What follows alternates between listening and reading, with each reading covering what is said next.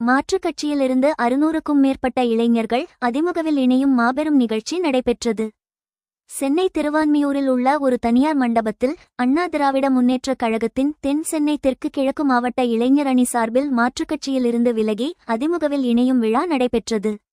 இந்த விழாவில் திராவிட முன்னேற்றக் கழகம், தமிழக வெற்றிக் கழகம், நாம் தமிழர் உள்ளிட்ட பல்வேறு அரசியல் கட்சிகளில் இருந்து விலகி வந்த சுமார் 600க்கும் மேற்பட்ட இளைஞர்கள் தென் சென்னை தெற்கு கிழக்கு மாவட்ட செயலாளர் கே அசோக் அவர்கள் முன்னிலையில் அதிமுகவில் இணைந்தனர்.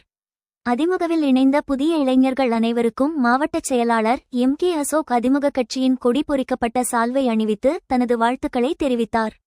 மேலும் இந்நிகழ்வுக்கு சிறப்பு விருந்தினராக கலந்து கொண்ட அதிமுக செய்தி தொடர்பாளர் கல்யாணசுந்தரம் புதிய நிர்வாகிகளுக்கும் இளைஞர்களுக்கும் தேவையான அரசியல் மற்றும் கட்சி பணிகள் குறித்த அறிவுரைகளை வழங்கினார்.